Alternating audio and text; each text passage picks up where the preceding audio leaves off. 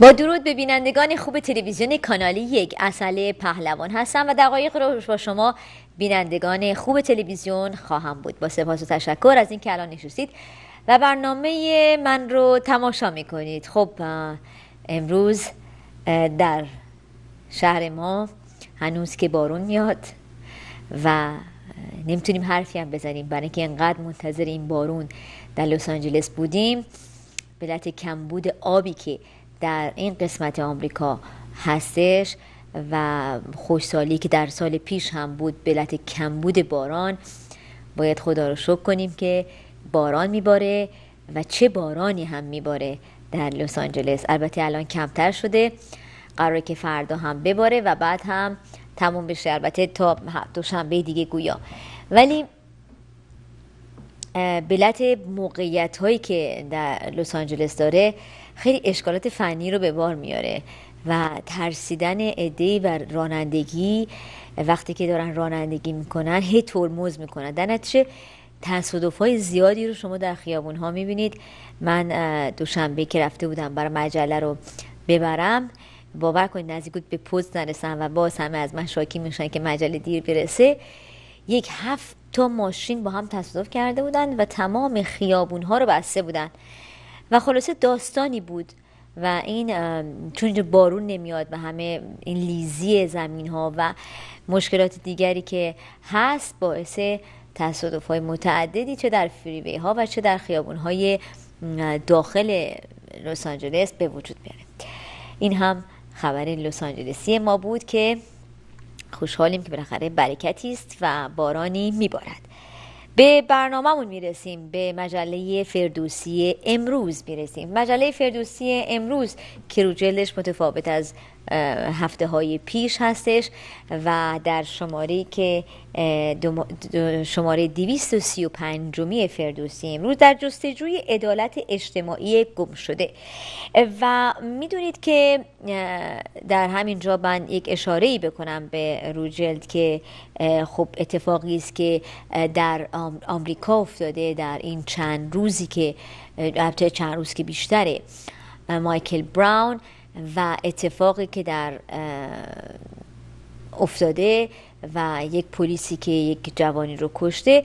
وارد جزئیات این نمیخوام بشم و اون چیزی که برای ما مهم بود و دلیل گذاشتنش روی جلد بر این بود که وقتی که این اتفاق رو میبینید و این به قول اینجا نوشتن جاستیس رو، عدالت رو، به دنبال عدالت در جستجوی عدالت و میبینید که همه با هم میشن و مهم به جزئیات کسی اشاره نمی کنم و اون تبعیضی که البته هست رو باید اشاره کرد بهش، ولی اینی که پلیس تیراندازی بکنه و یکی رو بکشه اینجا صحبتش بسیار زیاده و اینکه پلیس نباید بدون کسی که اسلحه نداشته بکشه و همونطور که گفتم وارد جزئیات این داستان نخواهم شد به علت اینکه خیلی وسیع هستش و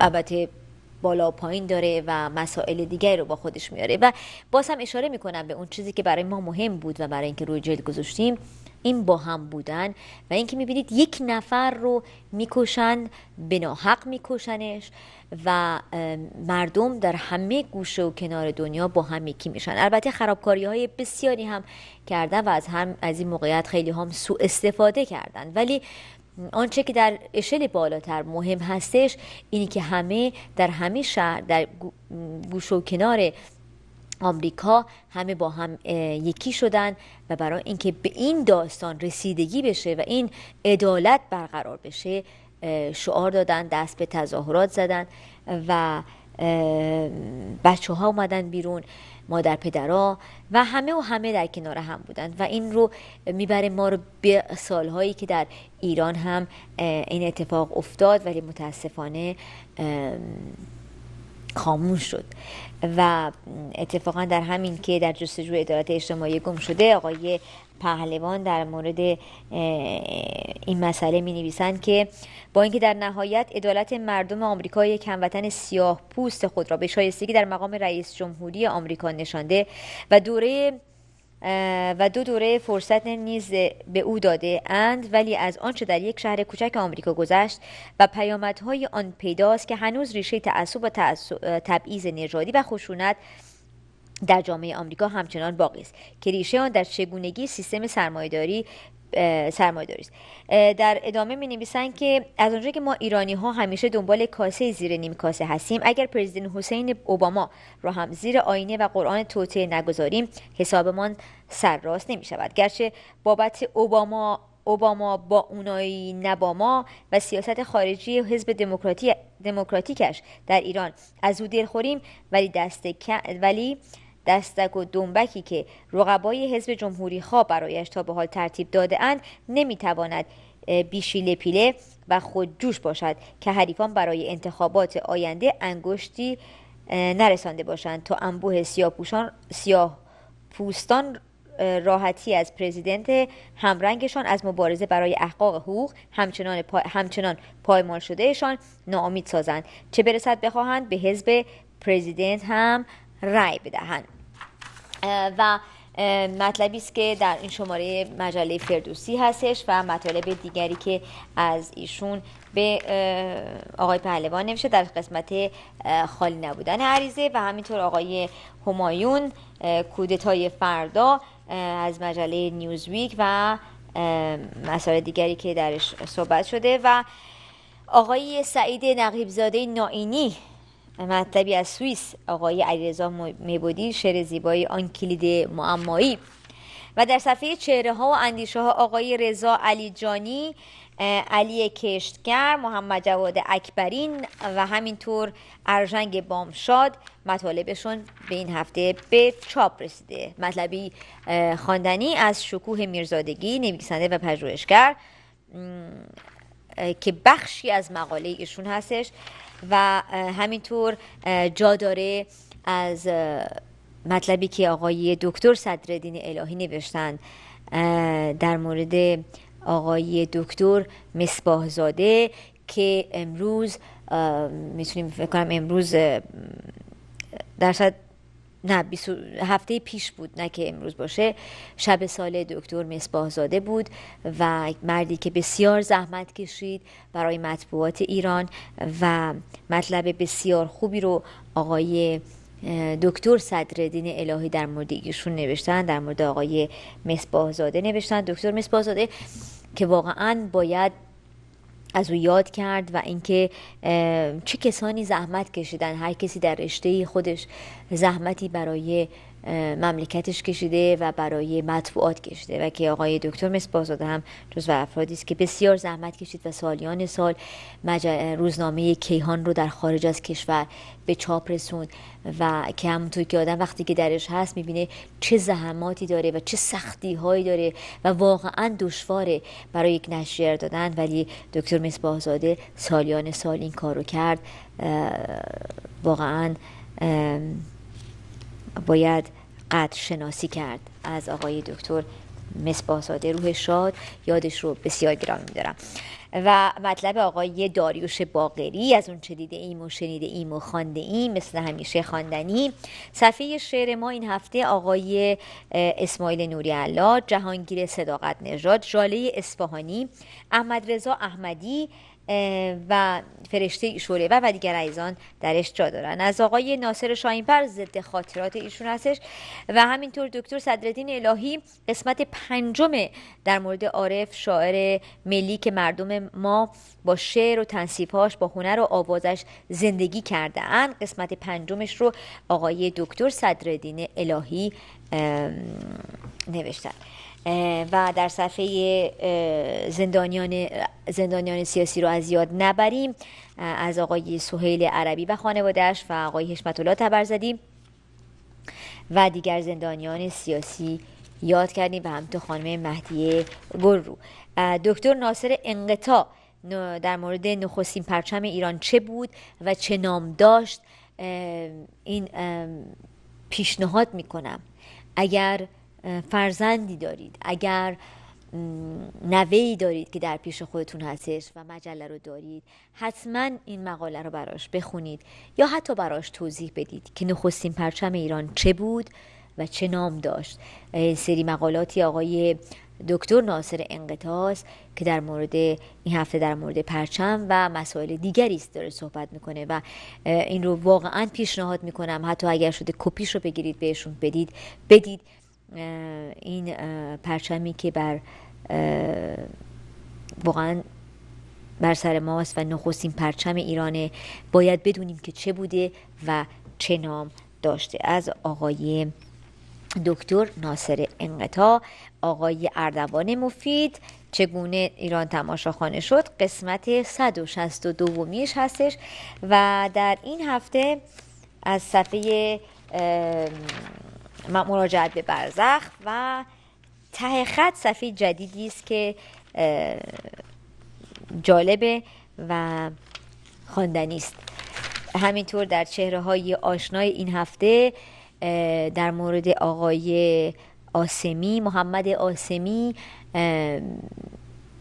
که این 6مین سال است که ایشون فوت کردن، روحشون شاد، یادشون رو گرامی می‌داریم. و همینطور یک جوان ایرانی که برای انتخابات دانمارک داره فعالیت میکنه و مطالب بسیار خواندنی دیگری در مجله فردوسی امروز ما به شماره 235 می رسید. صحبت از پرچم کردم، صحبت از ایران کردم، صحبت از دلتنگی کردم. هر موقع که این دلتنگی ها میاد بذار آهنگ رو عوض کنیم، چون فکر کنم هفته پیش هم همینو من گذاشتم. یک آهنگی از در مورد عشق امید رو معین رو بذار و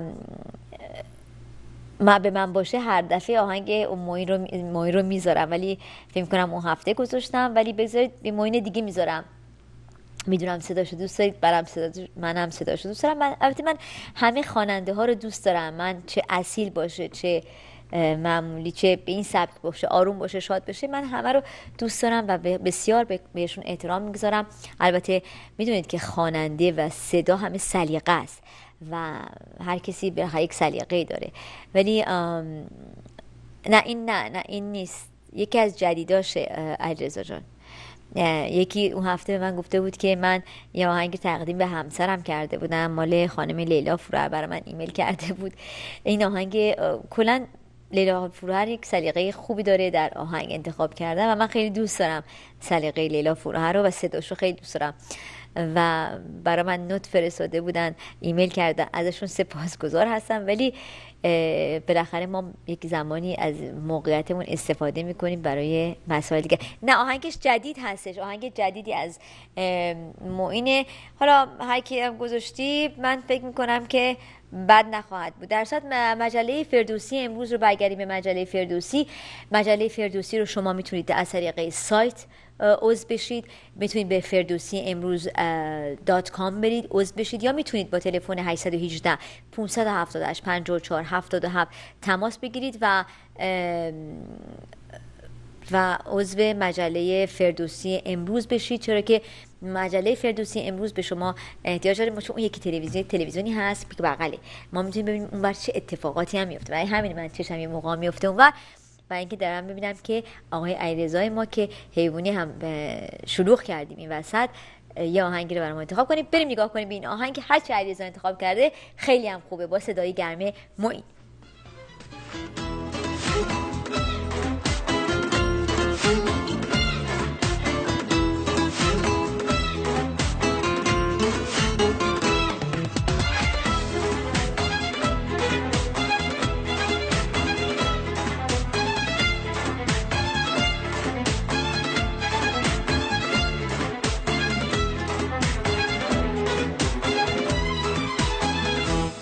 آره من عاشقت هستم همیشه،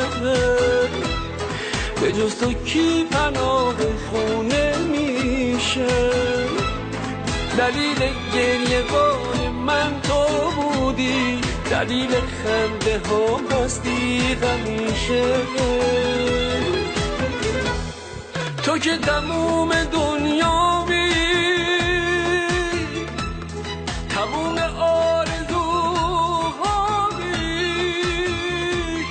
بدون تو نمیتونم،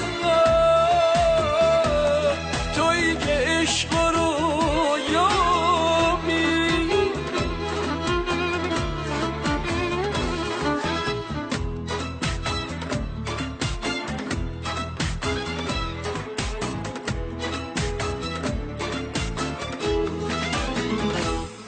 تو که تنها دلیل زندگیمی، تو رو قده دنیا دوست دارم، تا میبندم چشم هر جا باشم، تو رو حس میکنم اینجا کنارم. فقط آرامش دستات میتونه هنوزم باعث دیوونگیم شه، نگاهت روشنی بخش تمومه، شبای سوت و کور زندگیم شه. تو که تموم دنیا بی، تموم آرزوهامی. بله بالاخره گفتم که معین از عشق میخونه، آهنگ عشقی آقای معین خدا رو شکر خیلی دارن و مهم اینه که مثبتن. من این چیزی که دوست دارم در این شعراشون این که مثبت همش و چقدر خوبه که آدم مثبت باشه و به قول گفتنی همون انرژی مثبت داشته باشه و مثبت بیاندیشه و مثبت هم کار انجام میده. هر چقدر فکرتون مثبت باشه آدم مثبت هم میشه دیگه بالاخره.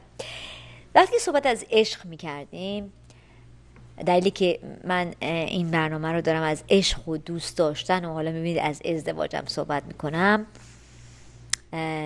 چرا که وقتی که این خبر رو دیدم خیلی برام تعجب آور بود. خب برای شاید اونهایی که در خارج هستن مثل من که 30 سال ایران نرفتم و خب بزرگ شده فرانسه هستم، بعدم آمریکا و خیلی از ماها که امثال من هستن در اینجاها ما بزرگ شدیم، شاید برامون عادی باشه، ولی اون چه که مهمه و برای من جای تعجب داشت و حتی نگرانی در مورد ازدواج سفیده. یه تیکه میگم ازدواج سفید، شاید به خودتون بگین ازدواج سفید چیه. یه تیکه آهنگ ژاکلین رو گوش بدید که سر عقد میگه، هم یه تیکه‌شو بذار با هم گوش بدیم. نه آهنگ ژاکلین رو فقط اولشو بذار، نه آهنگو نذار، اولشو بذار گوش بدید. سرسخت و پشت پا نزن بخت و عروس راضی شد.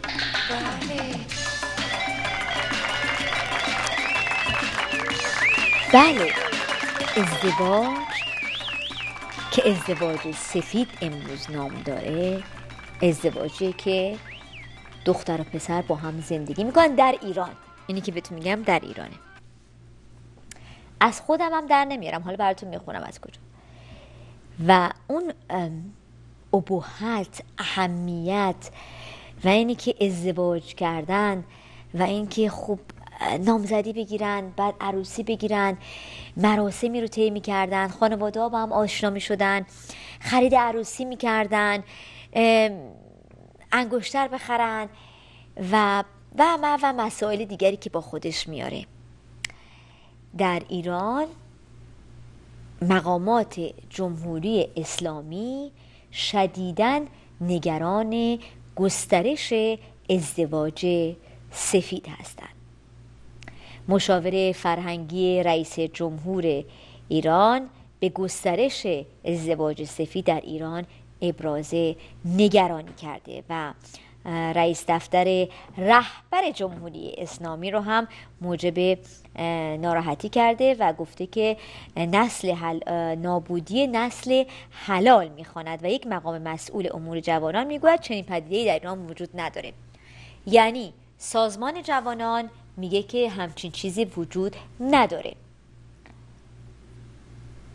مشاور فرهنگی رئیس جمهور میگه بسیار نگرانم از این چیزی که وجود داره. رئیس دفتر رهبر میگه داره نسل حلال از بین میره. و مقامات مسئول ایران در یک گفتگویی که روز اول دسامبر کردن، آقای حسام الدین آشنا که مشاور فرهنگی روحانیه در مراسم به مناسبت روز جهانی ایدز در وزارت بهداشت به نقل از یکی از مقام‌های مسئول از افزایش ازدواج سفید و زندگی مشترک زنان و مردان بدون ازدواج رسمی خبر داده و بسیار و خبر داد و نسبت به آن ابراز نگرانی کرده. ازدواج سفید در ایران به زندگی مشترک یک زن و مرد زیر یک سقف اطلاق می شود که به عنوان ازدواج موقت یا دائم ثبت نشده و یا صیغه شرعی برای آنان خوانده نشده است. درباره موارد این نوع همزیستی آمار رسمی وجود نداره، اما چه که سالی است که رسانه ها در گزارش‌های خودشون به این سبک زندگی پرداختن. البته میدونید در خارج این چیز خیلی متداولی است که دختر پسر با هم زندگی میکنن. از جمله در دی ماه 1391 مرتضی طلایی رئیس وقت کمیسیون فرهنگی و اجتماعی شورای تهران در مصاحبه‌ای با خبرگزاری ایلنا از زندگی دختر و پسر بدون ازدواج در شمال شهر تهران به عنوان تشکیل زندگی‌های مجردی و نوعی جدیدی از آسیب‌های اجتماعی با پیامدی خطرناک نام برده. مشاور فرهنگی روحانی در سخنرانی که خودش گفته که علت افزایش ازدواج سفید رو سخت بودن ازدواج در ایران دونسته و گفته که اگر ازدواج ارزان باشه و به هنگام در دست دلیلش رو گفته که انقدر گرانی هستش و فشارها انقدر زیاده که جوانان نمیتونن ازدواج کنن. و همینطور مسئله دیگری رو که به وجود میاره، آقای محمد گلپایگانی رئیس دفتر خامنه‌ای از ازدواج سفید انتقاد کرده و گفته که باید شدیداً بهش رسیدگی بشه و گفته که دیری نمیرسد که مردمی که این نوع زندگی را برمیگزینند نسل حلالشان از بین میرود و حرامزاده میشوند. حاکم اسلامی باید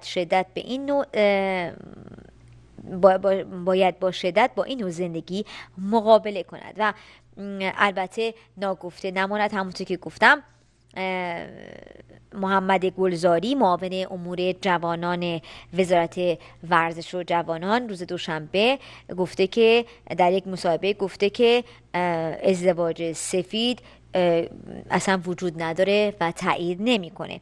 و افزود که معتقده که اصلا در جامعه همچی چیزی وجود خارجی هم نداره. پس اونچه که مسلمه بین آقای معاون امور جوانان با رئیس دفتر خامنه‌ای با وزیر یعنی مشاور فرهنگی رئیس جمهور اینا اختلاف نظر دارن. البته ناگفته نماند که وقتی که صحبت از این مسائل میشه، معاون رئیس دفتر خامنه‌ای گفته که باید خیلی شدیداً با این مسئله مقابله بشه. ولی اونچه که متاسفانه داره رواج پیدا میکنه، این وقتی که دو نفر با هم ازدواج میکنن از دوست داشتن، البته مطمئنا ورق چیزی همیشه نیست، میتونه طلاقی باشه، ولی یک ابهتی داشت، یک عظمتی داشت ازدواج کردن.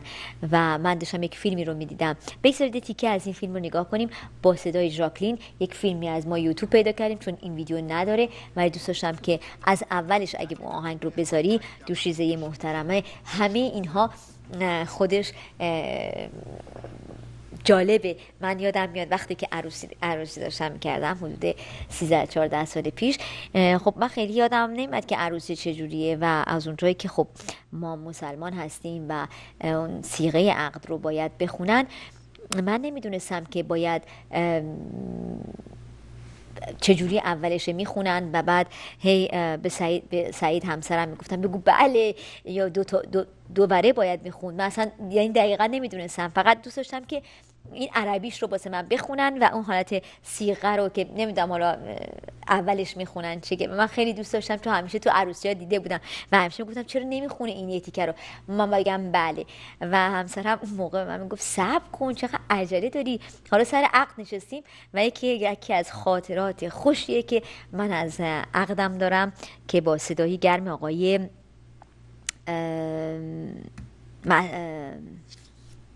ای بابا حضور ذهنم ندارم، ولی صدای بسیار دلنشینی داره، آقای مسعود اسمش حالا رفته، الان براتون میگم.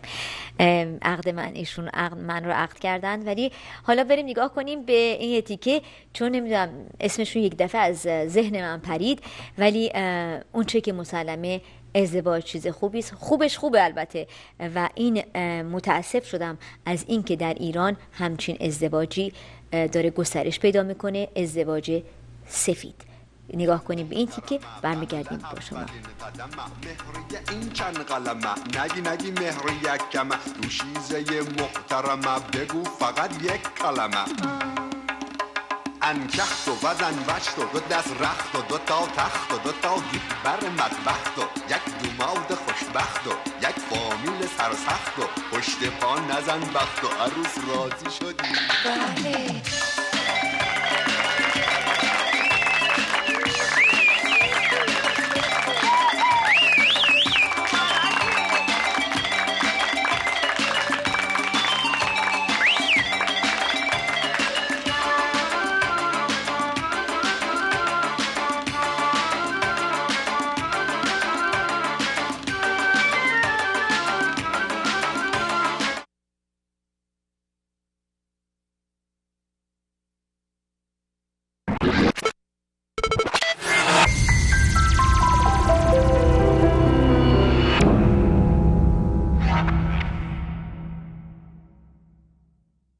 هاوس آف کانسرت با افتخار ارائه می‌دهد کریسمس امسال با شکوه‌تر و مجلل‌تر از هر سال در یک میادگاه برای همگان، پلاتزو ونیشن.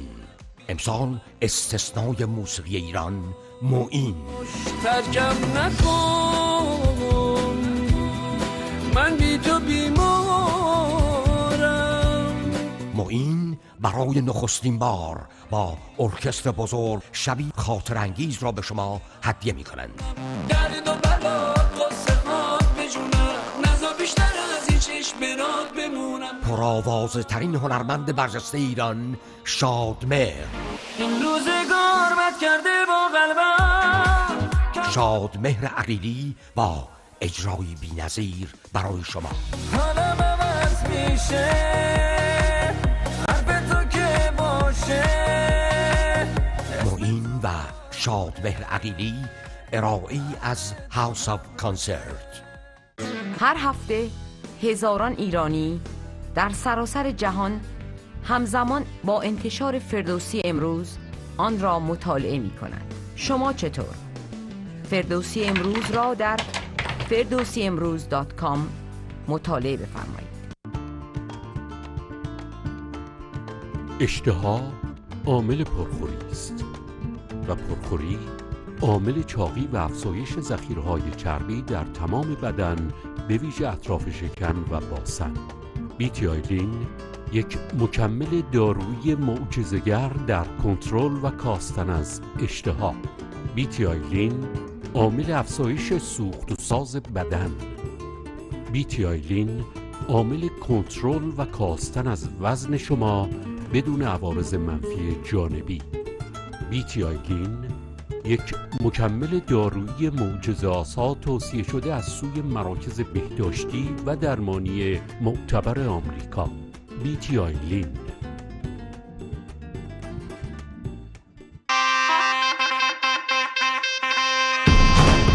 نوروز امسال همه در کنار هم در لس آنجلس 3، 4، 5 و 6 آوریل 2015.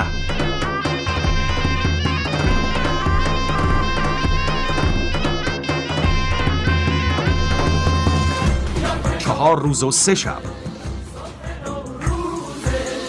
هتل، صبحانه، نهار، شام.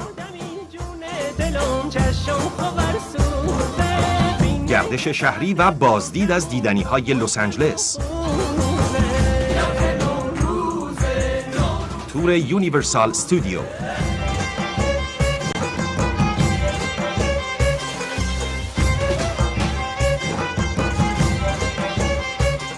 سه شب ضیافت در زیباترین سالن‌های لس آنجلس با حضور هنرمندان محبوب شما.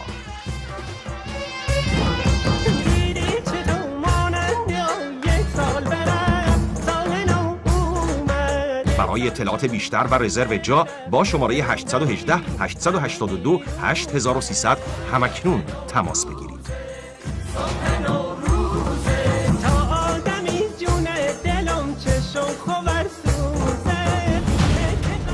سرانجام یک رویا واقعیت می‌پذیرد. گوگوش ابی این بار در مندلی بی ایونت سنتر، جایگاه بزرگان موسیقی جهان، شنبه 27 دسامبر. گوگوش. نمیدونی تو که حال منو نمیدونی.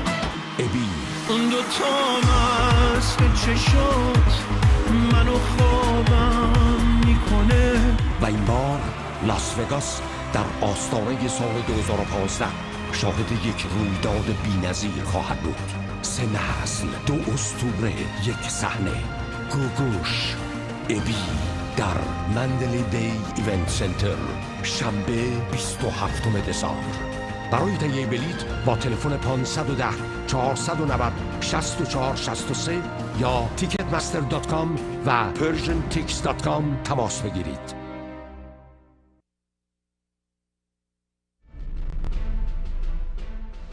اثری ماندگار و یادبودی جاودانه. 2573 نماد منشور کوروش بزرگ،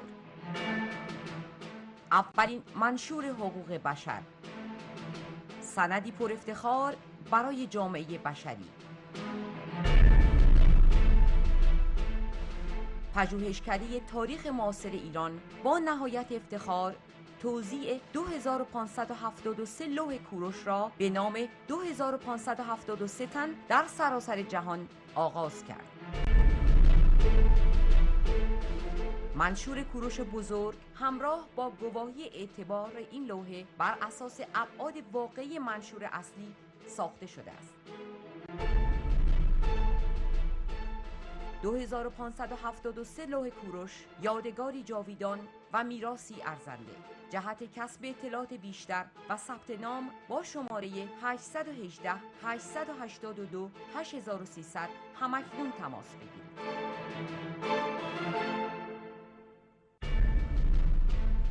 نام کلیه دارندگان منشور کوروش که دارای تابلوی ویژه منشور به نام خود هستند در کتاب ویژه‌ای به همین نام منتشر خواهد شد. پژوهشکده تاریخ معاصر ایران.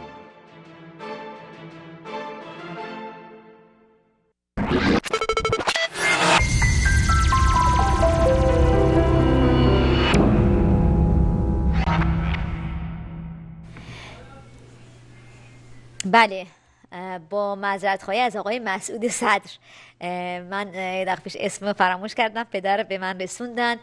آقای مسعود صدر بودن که مراسم عقد رو برای ما برگزار کردن و چقدر هم زیبا. در صورت ازدواج می‌کردم. یه نکته فقط براتون بگم چون به مسائل دیگر برسم وقت ندارم. قرائتی گفته که با ازدواج دانشجویی مخالفم، ازدواج‌ها باید دبیرستانی باشد.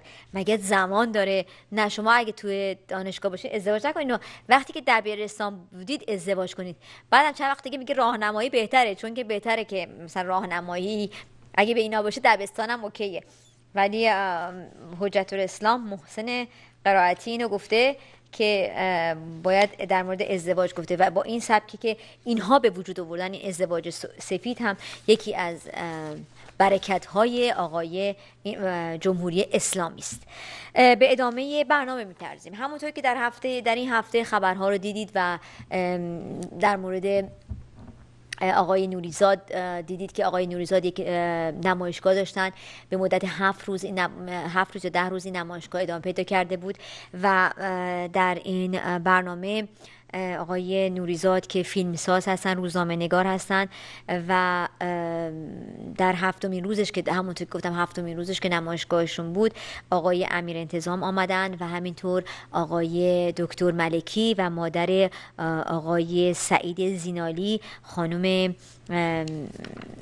اسمش رو من امروز اکرم نقابی مادر سعید زینالی هستند که دانشجویی که در جریان قیام دانشجوی 1378 در 18 تیر ناپدید شدن.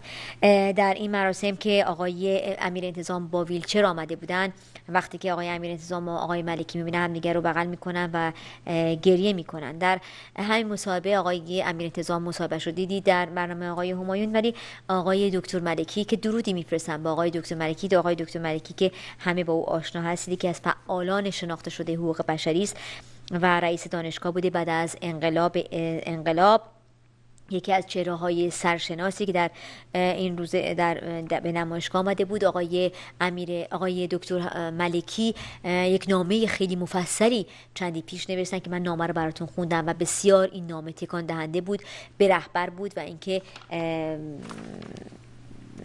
جملات خیلی سنگینی رو با خود داشت و درودی میفرستم. امیدوارم که سالم و سلامت باشید. آقای دکتر ملکی رو براتون انتخاب کردم، بریم نگاه بکنیم. همین فیلم رو کلیک کن میاد. چرا؟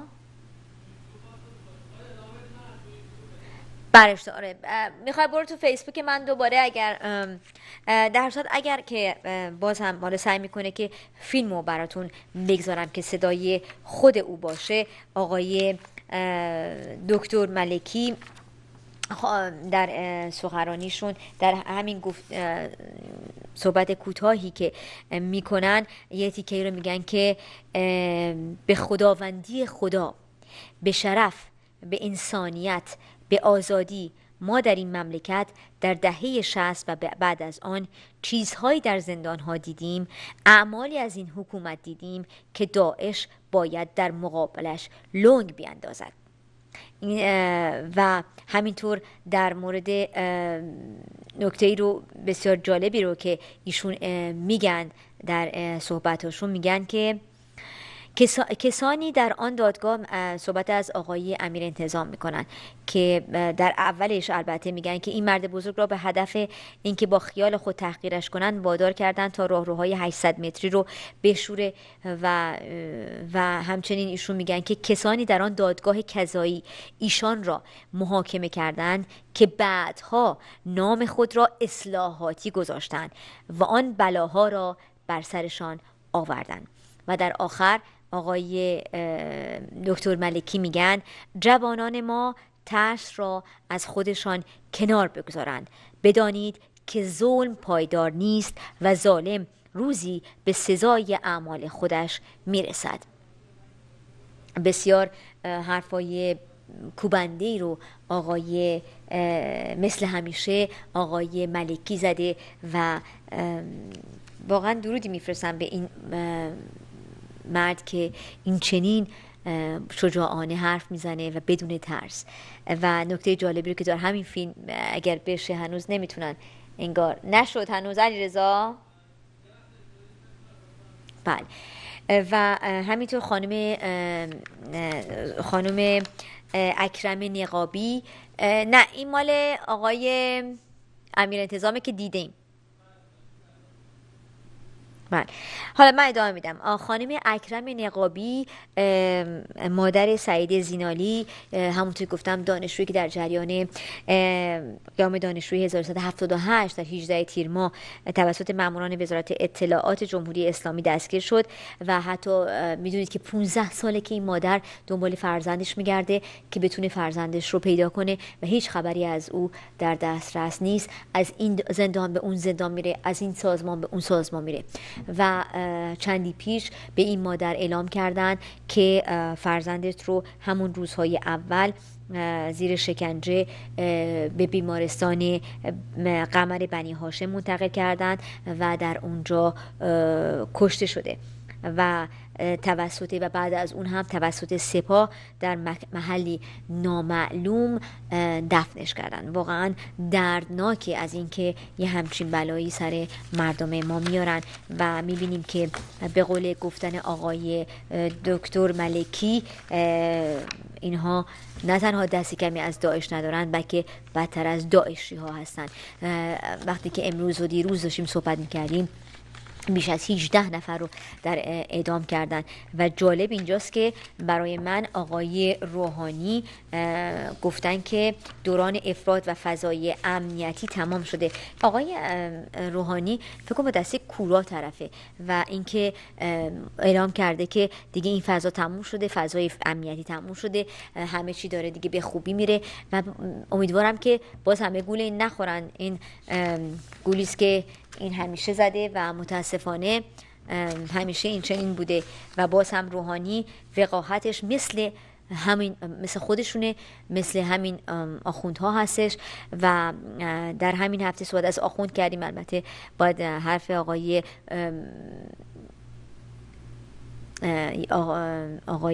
کروبی رو در اینجا اضافه کنم که آقای کروبی در یک نامه مفصلی از طرف خانوادهشون اعلام کردن که خواستار یک دادگاه علنی هستند و میخوان که دادگاه علنی رو براشون بگذارن. میدونید که چندی پیش خامنه ای اعلام کرده بود که ما اینها رو محاکمه نمی کنیم چون که حکمشون خیلی بالاست. در واقع دارن بهشون ارفاق میکنن که در خونه نگرشون داشتن، ولی کروبی خواستار یک محاکمه علنی است ولی هنوز جوابشون رو ندن.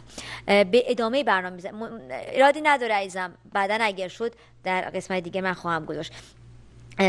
باید اعلام کنم که آقای مجید مقدم فعال مدنی توسط نیروهای امنیتی بازداشت شده و به مکانی نامعلوم ایشون رو بردن و بله آقای مجید مقدم رو عکسش رو میبینید که ایشون مجید مقدم پیش از این نیز به دلیل شرکت در اعتراضات پس از انتخابات 1388 توسط نیروهای لباس شخصی بازداشت شده بود و به بازداشتگاه کهریزک انتقال داده شد. تا این لحظه هنوزه دلیل گرفتن ایشون رو خبر ندارن. ایشون یک فعال مدنی است. در همین زمینه باید اشاره کنم در همین هفته 2 شاعر و یک مستندساز رو در روز یکشنبه به اتهام فعالیت‌های تبلیغی علیه نظام از طریق همکاری با یک خواننده از خارج از کشور محکومشون کردن و میبینید که دست بردار نیستن. آقای روحانی گفتن که همه چی خوب شده، همه چی به قول اون آهنگ هست، همه چی آرومه، ما چقدر خوشحال هستیم از اینکه هیچ اتفاقی نمیفته و هیچ کسی هم نمیگیرن و مسئله هم وجود نداره. نکته دیگری که باید اشاره کنم و خیلی مهمه اینکه چاقو زدن در که آرامش جهرم رو به هم زد. یک بسیجی جهرمی که به 4 تا زن چاقو زده بود. البته خیلی دوست دارن که بگن این بسیجی اینطوری نیست، بسیجی نیست، ولی ریختن خون بدحجاب رو البته باز هم نهی از منکر و امر به معروفه که این کارو کرده، ولی خیلی دوست دارن که بگن که این چنین نیست. ایشون یکی بسیجی بوده و پدرش هم جزو یکی از کله گنده های جهرم بوده که البته گرفتنش و گفتن که میگم پدرش معرفیش کرده، حالا اون رو هم خدا میدونه که البته من گفتم 4 نفر 11 نفر گزارش داده شده که به ثبت رسیده در جهرم و در استان فارس. 11 نفر که حمله کردن بهشون با چاقو و که از جزو اونها دانشجویان بودن و میگم پدر ایشون هم سرهنگ سپاه پاسداران و فرمانده بسیج قطب آباد. حالا من نمیدونم قطب آباد کجاست ولی ایشون فرمانده بسیج اونجا هستن و این پسر بسیجیه و خلاصه که حالا بعد از اسید پاشی چشم ما به این چاقو زدن هم واقعا میگم هر چی بلا بود بر سر مملکت ما و بر سر مردم ما آورد، بر سر زنان ایرانی آورد. حالا اسید پاشی کم بود، چاقو زنی هم اضافه شده که این بسیجی رو حالا گرفتن. حالا خدا میدونه که پشت این چه مسائلی میاد. در مورد مسئله دیگه که 2 نکته دیگری که دوست داشتم همینجا اضافه کنم در مورد دانشجویان زیستشناسی ایلام بود که فکر کنید که کسی زیستشناسی میخونه وقت آزمایشگاه نداره. واقعا مسخره است برای رشته زیستشناسی که که آزمایشگاه وجود نداره و براشون محروم هستن از آزمایشگاه. رئیس سازمان بهزیستی کشور گفته که کارتون خواب‌ها در زنان بیشتر شده و در افزایش پیدا کرده. امسال پیدا کردی؟ میتونیم یه لحظه، من دوست دارم صدای دکتر ملکی رو بشنوید، برمیگردم به برنامه میپردازم چون آخر برنامه است. بریم. میدونن که در واحد یک یکی راهنمای بسیار طولانی داره که این طرف اون طرفش 800 متر که این طرف اون طرفش بندهای مختلف هست. این طرف بندهای بسیار چون این 7 دقیقه هستش، یه خورده برو جلو که دوست دارم این در مورد، ببخشید، در مورد زندان صحبت میکنه، در مورد اینکه آقای امیر انتظام اونجا رو میشسته، زندان رو. بریم یه خورده جلوتر. بله همینجا. میخوام یه نکته رو عرض بکنم خدمتتون و آن داستان داعش است. ببینید در این مملکت و در این دنیا چه سر صدایی را افتاده به خداوندی خدا، به شرف، به انسانیت، به آزادی. ما در این مملکت در دهه 60 و بعد از اون چیزهایی در زندانها دیدیم، اعمالی از این حکومت دیدیم که داعش باید در مقابلش لوی بکنه. من یک نامه نوشتم به نام نظام ولایی، پدرخوانده بنیادگرایی، قسمتی از وضع بلاهایی که این نظام به سر زندانیان آورده بود نوشتم و الان دومین نامه باز تحت همین عنوان. من میخوام یواش یواش اون چه که در قزل حصار و زندان اوین و دیگر زندان ها این بدتر از داعش ها بر سر بهترین فرزندان این مملکت آوردن. مهندس امیر انتظام شخصیت که نبود، نیست. من نمیگم حالا خودم، من بابا رئیس دانشگاه، بزرگترین دانشگاه این مملکت بودم، دانشگاهی که حکم رئیسش رو شاه امضا میکرد، یعنی نخست وزیر، اینقدر مقام براش کاری بودن و در زمان انقلاب سنگر آزادی نام گرفت از طرف مردم ایران و امثال ما بسیار زیاد. ما میخواهیم این رو مسئله روشن کنیم که این نظام در بله حرفاشون هم براتون گفتم، متاسفانه وقت نیست و زمان کم. این بود برنامه این هفته. همونطور که در صحبت ازدواج کردم و صحبت از دوست داشتن کردم، بد نیست با آهنگی فرانسوی با شما خداحافظی کنم که آرم آخر برنامه رو با این پایان میرسونیم با صدای لاغا فابیان، آهنگی به نام ژتم. امیدوارم که همه همدیگر دوست داشته باشید.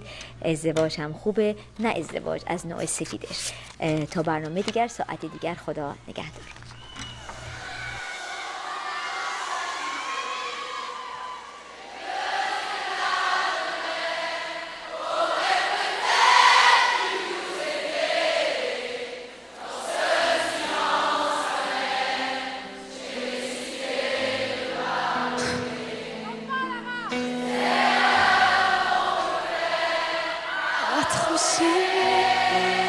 Là, vous m'avez pris de court, là.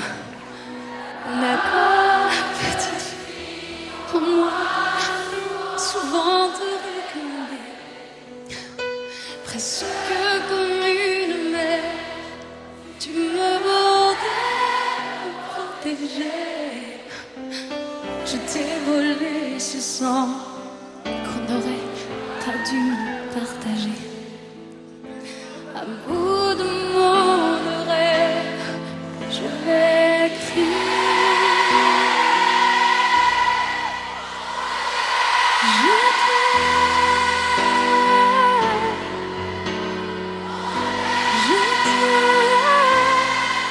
comme un fou, comme un soldat, comme une star au cinéma.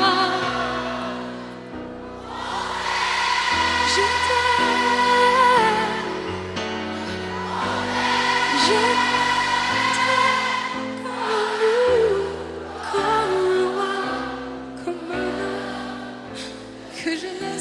pas. Tu vois, je t'aime.